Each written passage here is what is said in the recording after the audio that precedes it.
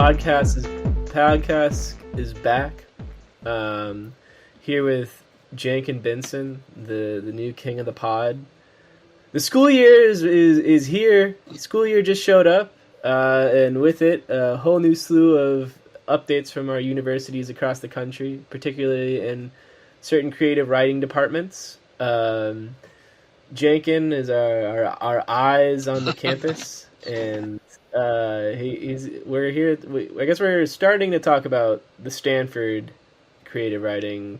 I guess mass firing. It's not mass firings. I guess it's like terminations in a year or something. Yeah, it's like basically they told 21 of their current. It's called the Jones Lectureship, and yeah, there's like 21 of them, and they're being cycled out within 1 to 2 years, and it was brought on very suddenly. They're calling it the Red Wedding after the Game of Thrones scene. Yeah, that's the creative writing department getting after it there. But wait, so is the Stanford setup different than like other creative writing adjunct positions? Do they have like longer term positions? From what I understand from doing my dedicated and important research, basically what happened is they got a big chunk of money, and this money seemed from this Jones fellow, who actually was like an oil tycoon. So they got a big chunk of, and this was like, post World War II sort of dawn of creative writing programs in the university. The Daniel Plainview Department of Creative Writing. Yeah. So basically, they have these non-tenure track lecture positions. Apparently, like at the dawn of their inception, they were like designed to be, 1 or 2 year type positions. But then even Bolin came to Stanford. I think like it was like 20 years ago or something, or she led the program for like 20 years. And she basically like finagled away with that money to sort of like renew people. So there wasn't, this constant turnover, which is like endemic in humanities departments everywhere, sort of like the adjunctivitis. So she basically would like spearheaded a way to sort of like circumvent that precarity by renewing these positions, because there's some people that like apparently had been working like these type of lectureships for like going on 15 years now. So it was a sort of a way to like combat the the steady dissolution of stable humanities jobs. I mean, she died sort of like kind of suddenly in 2020, which like really shook up that program. Now the monster that's been living underneath Stanford's campus all along is here to fight back. So they rounded up all of these, I guess you'd call them like junior lecturers, because they're more than adjuncts, right? Which, listening to this podcast and you don't know, and you've never been in a writing or grad school or any type of like creative writing department, like the system that they've built in most places besides Stanford apparently is like you are in grad school, you get offered maybe an adjunct position, which means you get paid like less than someone that works at Chipotle, and you maybe get some places get health insurance though, but it's just like it's not a good job, and they kind of take advantage of the like the transient population that's coming in and out of these new cities and has no idea like what to do for work, and typically young and stupid people because they're college students with no practical skills. So it's always kind of a revolving door, and it's always like underpaid people doing like a lot of the university's work. Except for Stanford seemed to have this protective class that reached back for a long time. From what I understand, like these lecturer positions were like better paid, definitely like more desirable than your average sort of like kind of crappy adjunct position. people like professors on Twitter that both had been involved with it and knew people that worked with it. They kind of like presented it as, sort of the humanities are like kind of falling apart, but these specific positions were like, oh, this is how we're surviving. We've found a way to like carve a decent living with these positions, and now the bosses, as it were, of the Stanford creative writing have kind of like pulled the rug out from under these people, and I've kind of reverted the program back to that sort of that transitional 1 to 2 year. Which they're saying, like the officials in Stanford are saying, like that was the plan all along, but they've been doing it this way for like 20 plus years, right? Yeah, I mean, it's like apparently that transient nature of it was kind of like the de facto way they organized it till even Boland came. Yeah, I mean, and the fact that like now it's reverting backwards and now it's becoming more precarious. I mean, a lot of people are speculating it's in direct response to these lecturers around this time last year, like argued for a raise, and people are sort of like rightfully assuming that bargaining was what spearheaded the mass firing, because if you have like a transient population of workers, the odds of them coming together to advocate for like slightly higher wages or whatever is going to be way less, as opposed to, if you have multiple people who have been there for 5+ years. Yeah. So, I mean, I guess it's interesting to hear this because it's one of the few programs in America that was set up like this. And I honestly didn't even know about it until I heard about the firings, because I just assumed that all creative writing adjunct positions were the same. But yeah, I mean, the humanities are over. I mean, what is this like? Kind of, are you see? I mean, you're at a university. Is this kind of like you're literally a doctorate student in a humanities program? I don't know. Are the wolves knocking at the door? Yeah, I mean, so the Stanford case is interesting because like at Stanford, like the creative writing minor is apparently the most popular, like I think it's like the most popular minor in the school, because like so much of the majors are, STEM based, really like computer science heavy. I've understand. So like at a place like Stanford, you'd think ostensibly like, oh, they would continue this program. A lot of these lecturers were really popular. Students really like these classes. And there was like a lot of classes because there was like a high demand for those creative writing classes. That is, it kind of depends. It's anomalous at some institutions, less anomalous at others. I mean, I think it comes down to a lot of the times too, like sort of the private public school divide. Like I'm at a private institution that's like very moneyed. So like a lot of the humanities departments and the creative writing department, it's pretty safe. Like people feel very insulated. There could always be more classes ideally if people like actually wanted to engage with that. Like there's definitely, less English majors, yada yada, but there's a little bit of cushion with the private institution, be it Stanford or NYU or what have you. I mean, but at like state schools though, it's like another story. I know, for example, Purdue, which is just like down the road from me. Oh, I think it was like 2 years ago or something. They did like a massive, basically like dissolving of humanities like programs and things offered. Like I'm pretty sure history is like the main sort of like humanities department that's like still active over there, and that's like that's happening all over the country.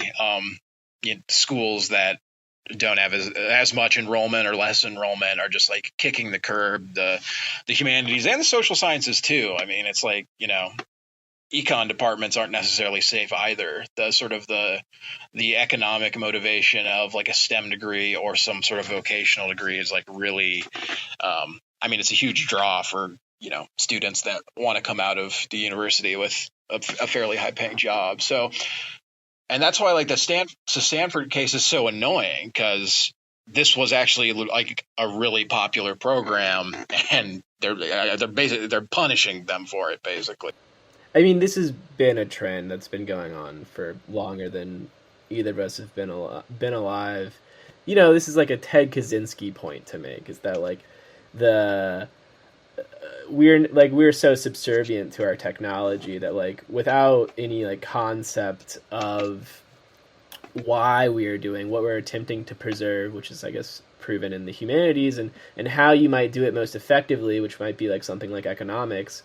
um, you know, you get ran by the machine, and it is, I don't know, it's fucking terrifying to see happen, like um, on such like a large level at fucking Stanford. But I guess Stanford's been kind of like a creepy place for a while. It's a bad time for the academy in general. And I don't know. It's kind of like a crossroads thing because so much about the academy is lackluster and not great, but also at the same time, like, well, we don't want this to completely dissolve because it's an important public good. So, yeah. Yeah. Yeah, I've been reading Gravity's Rainbow lately. You read that one? But there is this like interesting, similar to I guess the Unabomber's suggestion. I don't know that there are two energy forces in the world, and this I guess this sounds heady.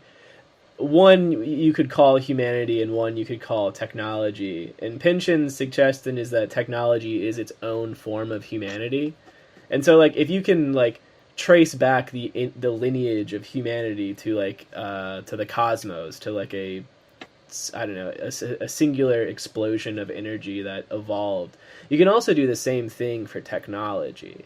And so to suggest that like, you know, this thing is subservient and unknowing of us is kind of false. Like we're actually living, coinciding with another form of humanity that is quite actually attempting to challenge our form of humanity. And so I don't know, it's hard to like see things like you know, the word humanity, right? Like it being deleted from university campuses, state-funded campuses, and replaced with STEM research programs and or I don't know, anything that like helps create more value, or but has no capacity to help us understand, I guess, the self and what we're doing and why we're doing it. Does make you pretty suspicious of like this kind of ghost existing alongside us. Yeah, I think you know, I would say like the grand desire for your average craven trustee person would be like, oh, in the future university would be one probably like entirely automated through this, you know, whatever hypothetical AI technology exists, you know, in how many years, having that, you know, freely do the instruction. And I mean, in the case of the future university, it'd be, I don't know, it'd be like instructing students how to use like Excel really well, or because the sciences are you know, ostensibly safe because there's the capacity to create value from it. But I mean, I feel like if you look sort of like at data of enrollment at a lot of universities, like even STEM gets probably trounced by sort of the more, you know, the vocational degrees, the marketings, the business, what have you, like which I mean, I guess like is worse. Like creates absolutely yeah. I mean, like degrees and like, if I don't know, yeah, that's like, you know, like I guess, you know, so many people, you're like, what do you do? That question, and it's impossible to actually know like the thing that they do and what it leads to in the world. Like I don't know, like it's so hard to explain sometimes or understand what people's jobs and how it relates to like an end product. Besides that, like it creates business. Yeah, no, absolutely. Like, I mean, like the beauty of a creative writing program, or really any humanities program, like regardless of their sort of like faults and sort of institutional critiques of that, is like, you know, hopefully it like, you know, gets to a student and is able to convince them that there's like an alternative way to live aside from just sort of like reproducing the money form.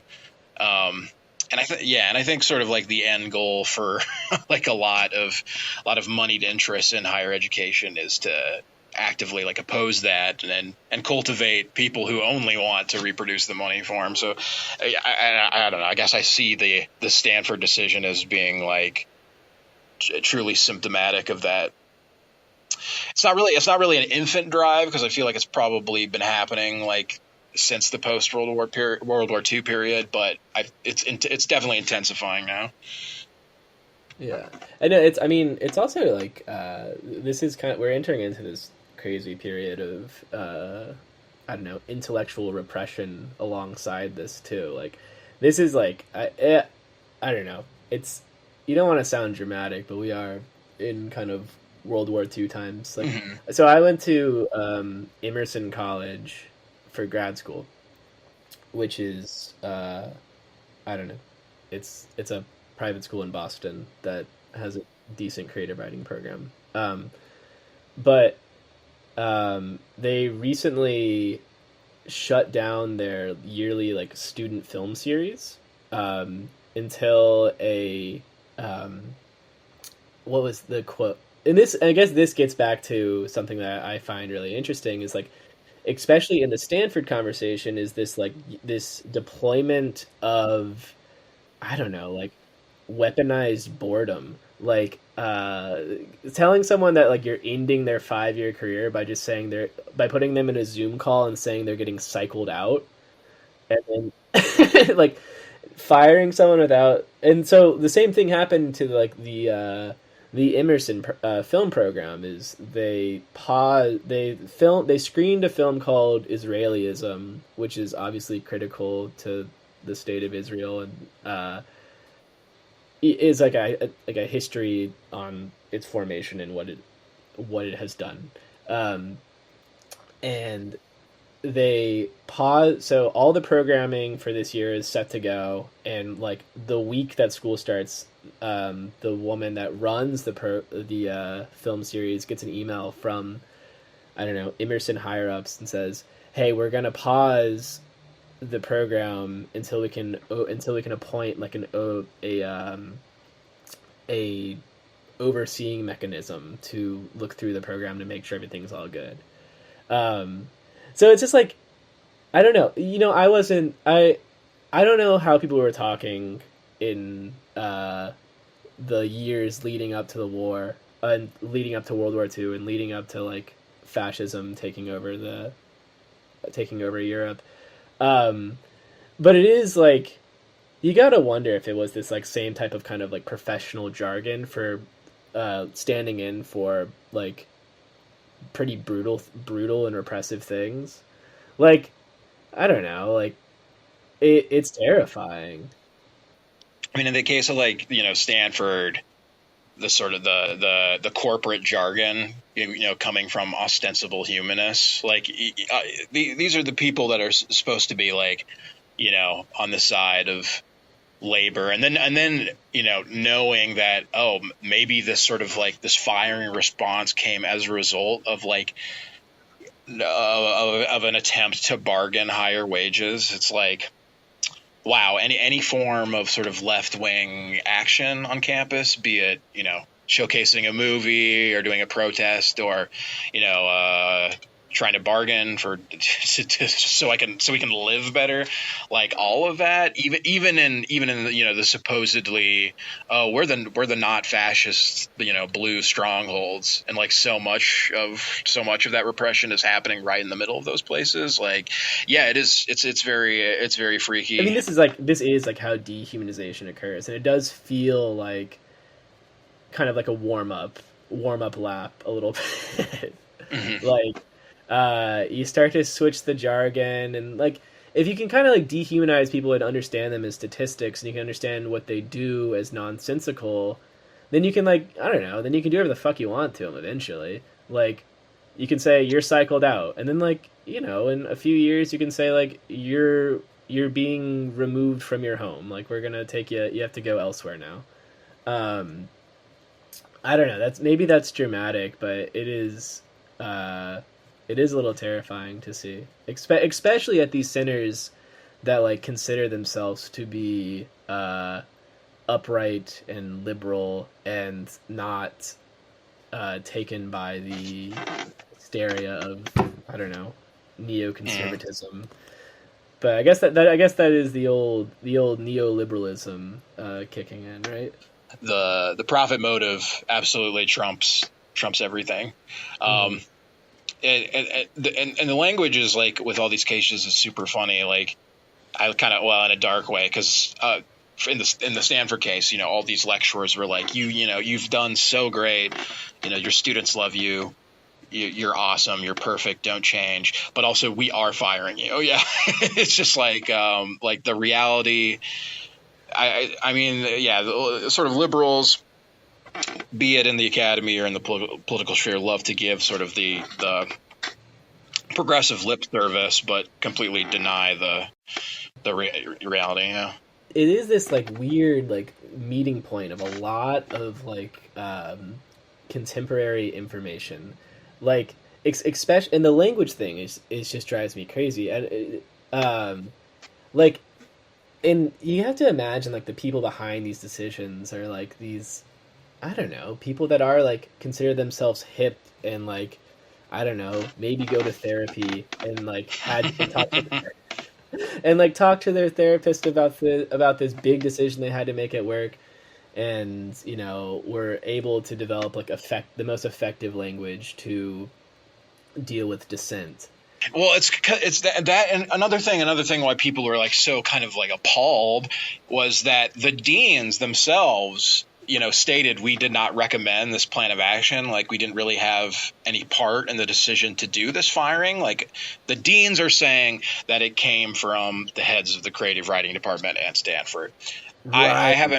I haven't read anything like that corroborates this or dissuades it. You know, maybe the deans are lying. Maybe like they actually did have a part in it. But regardless, like clearly the creative writing heads had something to do with it, because they're getting fired. Like, and they would have offered or you know said some sort of resistance or created you know some sort of memo to say like, hey, we wanted to resist this, and they haven't. So it's very much like, bro, like it's like you're the humanist. Like I don't know. Yeah. Even Bolin wouldn't be, you know, firing 20 plus people on a whim. Like, yeah, maybe she would, but I don't think so. No, yeah. I mean, this gets back to the Emerson thing as well. Like, if you are a part of that system, even if you consider yourself an artist, and even if you are, frankly, a good artist with like all the clout in the world, there's a good chance it's got its fucking hooks in you, and you're a fucking coward. Like that is like that has been the big story. Is like I read that the decision did not come from the dean's office, and the decision came from the higher ups in the lecturing department, in like the English department. And at first you're like, oh my god, what a betrayal. But also you're like, yeah, no shit. Like those are the most money grubbing like selfish people of all time are tenured English professors. And the same thing happened at fucking Emerson. They canceled the film program. And I've been in touch with like a couple professors there and talking about it. And I guess I won't name drop anyone because, you know, I still need some references for some stuff. But no, see, but listen to me. I mean, I'm being just as cowardly. Like, at the end of the day, like, we're so fucking enslaved by it. But anyway, Julia Glass is championing the cause, and her name is out there, and she is has written an article in the Berkeley Beacon in which or co-authored an article in the Berkeley Beacon in which she's calling for some type of accountability for this occurrence at Emerson, and some type of explanation. And you know, she's out here protesting. She's pretty vocal in the Israel-Palestine issue as it relates to American campuses. Well, I mean, in general too.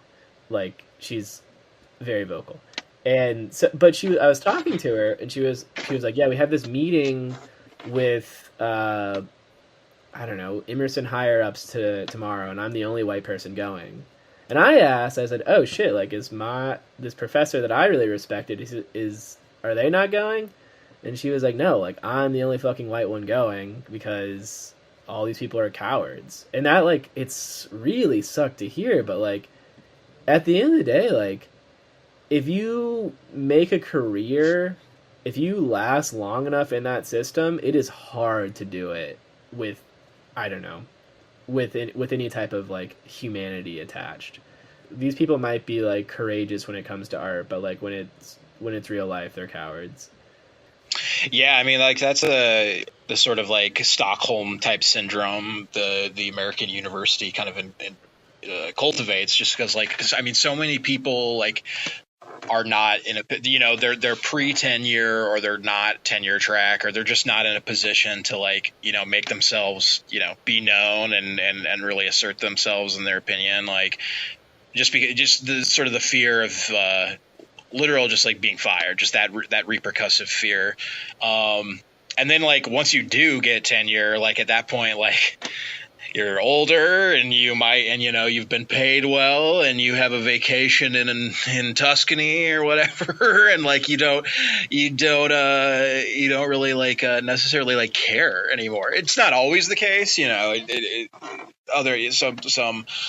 some professors are like more active than others, but like, yeah, I mean, there is an absolutely like a neutralizing effect when it comes to left-wing organization and sort of agitation on the university. Like in some respects, like the university is a great place for that, but oftentimes the faculty, like even if they are amenable to the cause, like, you know, they don't necessarily want to speak up. Right. Well, I mean, I think it's like, and it is interesting to be like, because like nowhere else, like, I mean, the university, right? You have this idea of being employed because you're someone who can, I don't know, well, at least in the humanities, someone that has like the capacity to think broader about or further about an idea than most people can, and you probably have the great ability to like articulate that point or those thoughts. You know, other jobs you can get fired for like for saying something that's like, I don't know, a little too based or like a little a little too left field.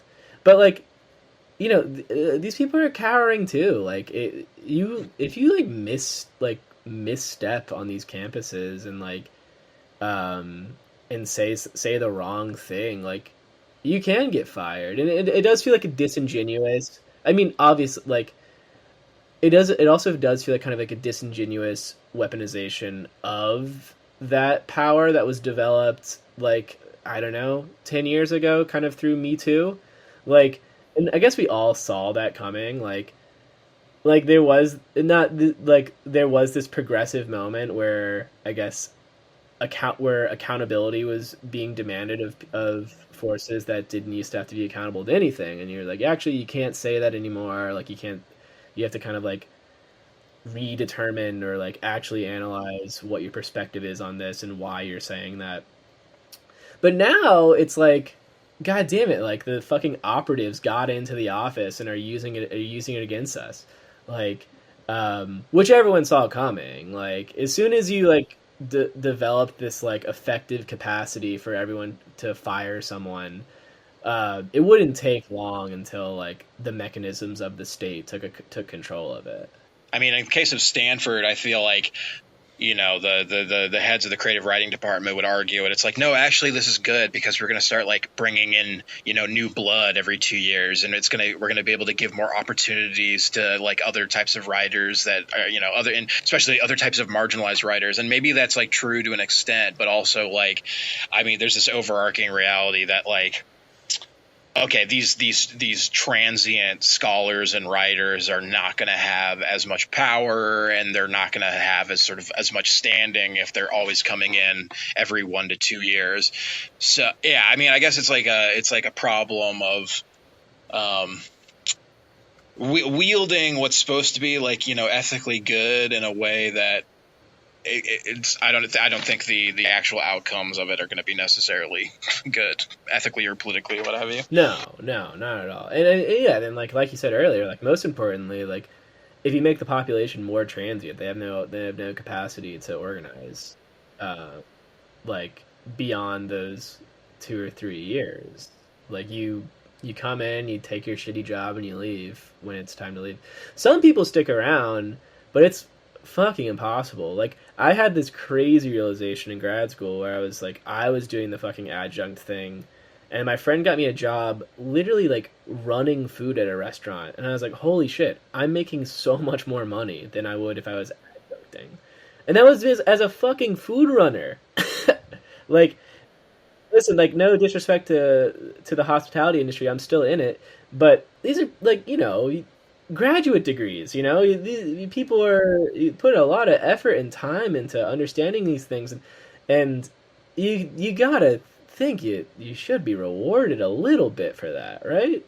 Yeah, no, definitely. I mean, I feel like my current stipend would be like it's totally livable for where I live and just like where my life is. And like, I mean, if I had kids, it would be an entirely different story. But really, I think like, I mean, this is like branching out to like, you know, grander like economic problems, but like just the stricture of like rent and debt, like definitely the sort of the stipends, the adjunct wages, the lectureship positions, like they're doing so much work for the departments. Like in the case of Stanford, the lecturers were doing like 90% of the actual instructing. They also were doing like 50% of like the mentoring and instructing for like the English department in general. Like, so not even just the creative writing, but also like English at Stanford as a whole. You know, they're doing just like so much work, and you know, they, from what I understand, they were able to like make a living off that with these particular Jones lectureships. And like now that's apparently, you know, that's not going to be a thing, and they're and the powers that be are trying to dissolve that. But yeah, I mean, in regards to like, you know, obviously like every single form of labor should be like respected, and we should all be able to, you know, live. And frankly, if we didn't have to pay rent, you know, that would help out a lot. Yeah, I mean, just generally sort of the devaluation of labor is just a problem on like all fronts. Yeah.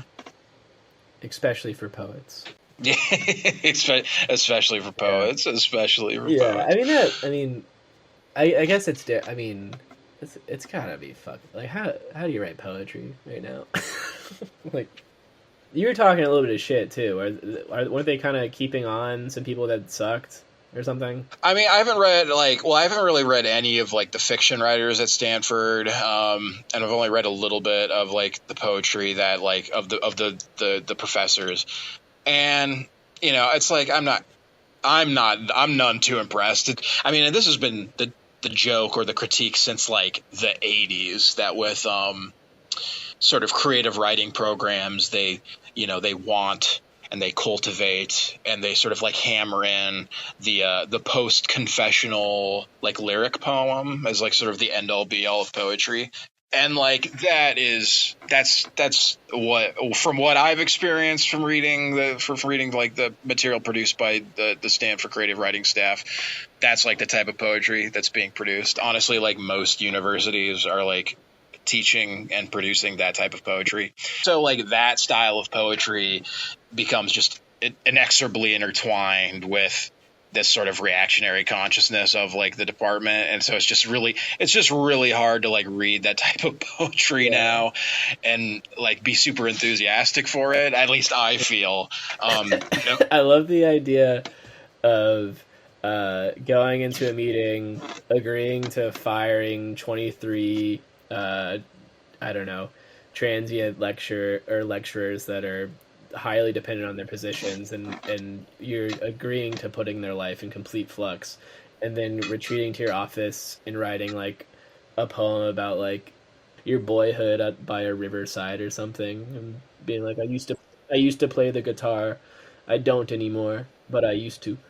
There's a certain corniness factor, I think, that like, but also it's just like, I don't know. I guess like, the lyric poem is ostensibly supposed to be it's this super humanistic effort, and has this romantic resonance, and you're supposed to be really in tune with like the human person and brotherhood and solidarity and all that. And then it's just like, that's not true at all. That's a fantasy. Yeah, you're fucking not. You're in tune with like the form of self that like the state has allowed you to be in tune with.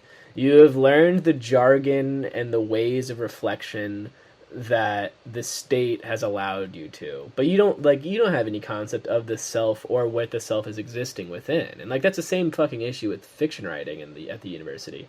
Like you go to any of these programs, the only thing like you don't read like actually like I don't know, revolutionary or like people with large perspectives. Like you don't read heady people in these fiction programs. You read fucking like George Saunders, and you read fucking I can't like anyone that just kind of like navel gazes at themselves and the beauty of being a self. But you're never allowed to go beyond that. And it's so like it's so clearly like because I mean it's so clearly in line with the progression of, I don't know, the fucking insidious technological overlords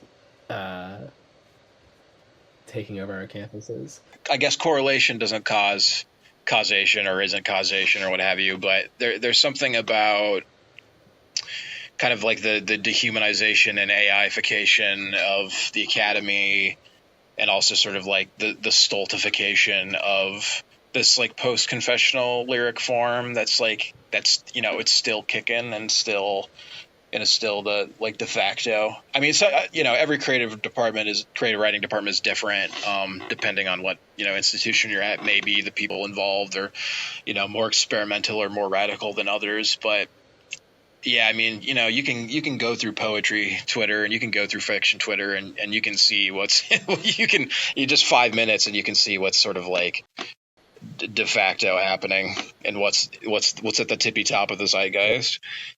Like what was going on before like was there some like humanist movement going on before like, I don't know, World War II, before like what was going on in fucking Germany before World War II started, like in terms of poetry?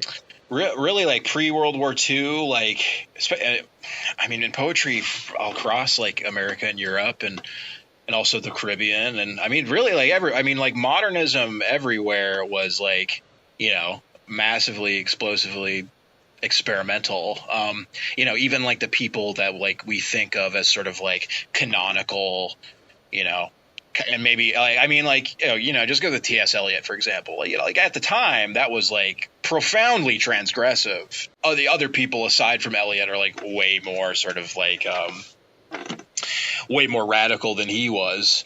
I don't know. Like I always like go to like Zukofsky, like Louis Zukofsky, for example. Like I don't want to totally like romanticize the sort of like up to World War II and like directly after it, but yeah, I mean, I feel like the people at like sort of the forefront of like major poetic discourse were decidedly more interested with making things new or exploding the present. It wasn't really till like after I guess really like the sort of the aftermath of like the Plaths and the Lowells is when you start seeing like this solidified creative writing department, poetic forms really like sort of calcifying.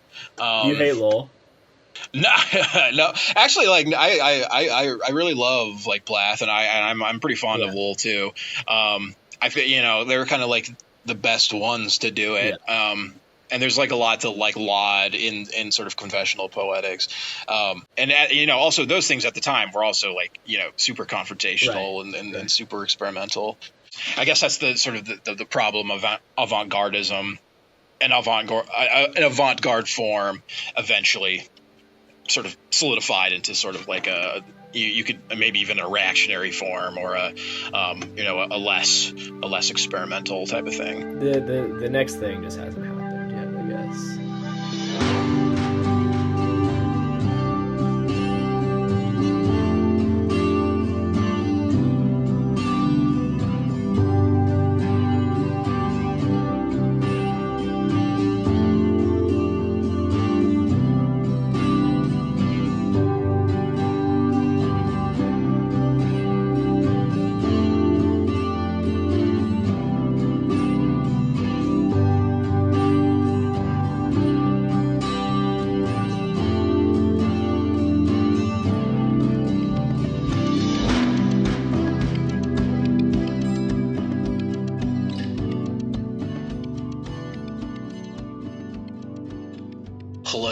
it's Jenkin.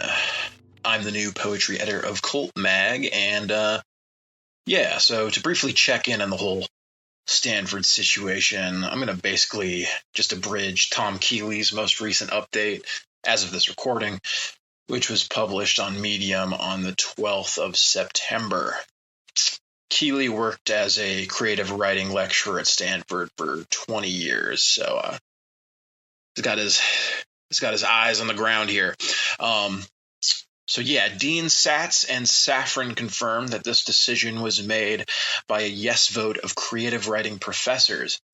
It was later learned that only 4 professors voted yes, and that 3 other creative writing professors left that committee in the months before the decision. So 4 thumbs up to austerity and 3 abscondances. So wonderful input there, y'all. Let's see. The creative writing program statement is available online in multiple emails to student and alumni concerns. Dean Safran has written that the program intends to return the lectureships to their postdoc-like origins from decades ago, which I don't know, make creative writing departments great again, am I right?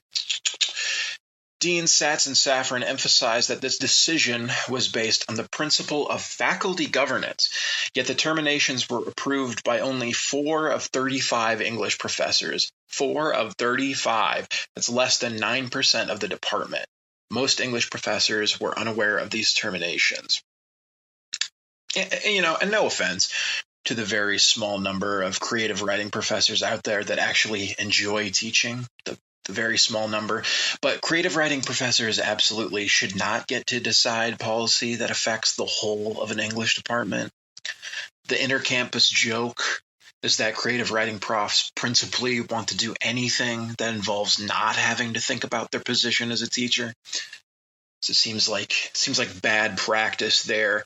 In the days following the meeting, lecturers were told that there would be a limited number of English department 3-year lectureships they could apply for, as well as 1 administrative position in creative writing.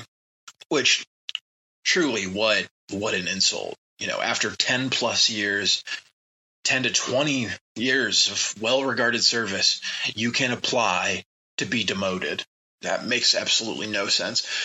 And the postdoc origins comment is just exceptionally ridiculous. With humanists like these, we don't even need university admins to slowly but surely pare down the institutions which, study art and beauty and the human experience, the vital things we all love and adore. We can just let the most detached and oblivious pseuds who clearly have no affinity or admiration for their position and what it entails do all the work of means testing and downsizing. It's honestly very pathetic. It's not a very feel-good story. And check this out. The Stanford Daily covers this in an article and op-ed. In the article, prospective English major Annabelle Wang, 27, said, "It definitely makes the English major less desirable." And for Mia Grace Davis, 27, "The main appeal of Stanford has always been its creative writing program, but it's kind of falling apart as we're watching it." Which, what nice quotes. Maybe a bit rosy, because I always assumed people applauded Stanford because it was, where the absolute worst, most dystopian ideas of the tech industry were incubated. But it's nice to know that some Stanford underclass persons love creative writing, because it's very clear that the most powerful creative writers at Stanford utterly despise the written word. Truly a damn writers, they ruined writing moment. Something about remotely witnessing purveyors of the middest of middle-brow literature make decisions that discourage people from studying the humanities is really infuriating. Particularly in an era in which art is so devalued, so degraded, so condemned to fester at the side of the strip mall. But I'm getting too heated to podcast. So, till next time, this is Cold Mag.